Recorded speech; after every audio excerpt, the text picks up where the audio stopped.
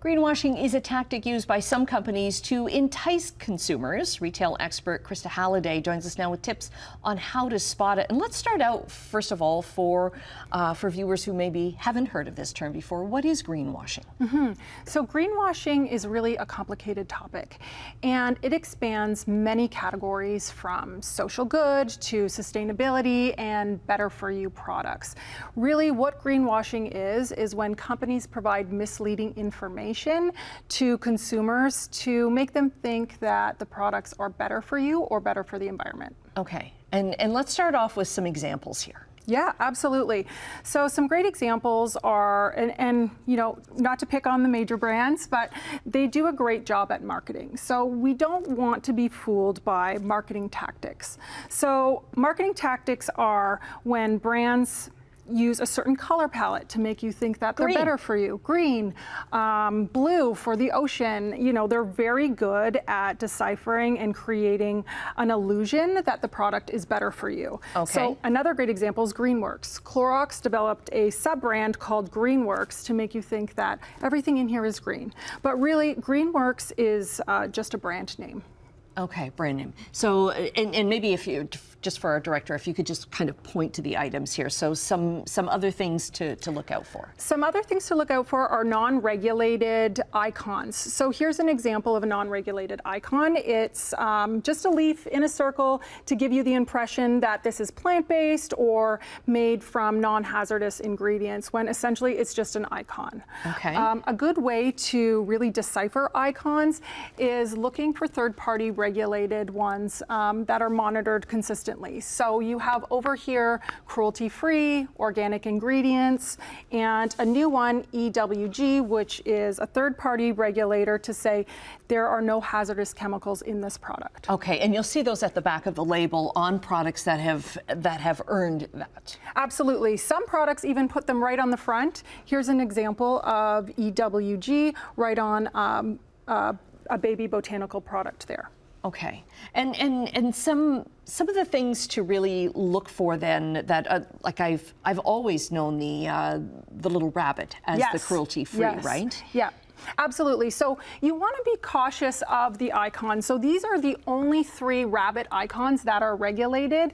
Some companies will do a version of a rabbit or another animal to give you the impression that it is cruelty-free, when really it is just an icon and doesn't mean anything. Okay. What about things that, if something says it's biodegradable on the label, it has to be biodegradable? A percentage of it has to be biodegradable. Okay. And it could be a very minimal percentage. It could be 2%. It could be the product spray cap, for example, but not the entire bottle itself. Okay, and what about something using post-consumer waste, or if it's recyclable? Because a lot of times you'll see things that, oh, it says the container is recyclable, but that depends on your municipality, right? What they accept as recyclable waste. Absolutely, that is very specific. And the other thing to consider is recyclability might be the vessel itself, but it has nothing to do with the manufacturing process. So while the bottle may be sustainable and a better for you bottle, the company could be using a manufacturing process that is actually really bad for the environment. Okay. What about chemicals? I know Europe is much stricter on ingredients and listing things. How are we doing in Canada with that? So I would say that in Canada, we're definitely better than the US, but we have room to grow. It is something that is being brought to the awareness and the forefront at major retailers. Shoppers Drug Mart is a great example. They recently launched a platform called Thoughtful Choices.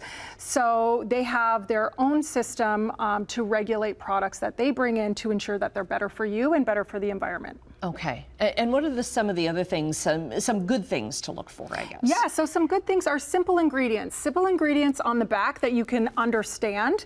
Oftentimes brands call out those ingredients that are really clear and easy to understand. So sunflower oil, sea buckthorn, watercress. If you can read and decipher the ingredients. Right, and you don't need a chemistry background to, to understand what they are. Then it's generally better for you. Here's a great example of this brand listing all of their third-party certifications. And you can almost see that the better for you products aren't using marketing tactics to drive you into purchase, which we found really interesting. Okay, all right.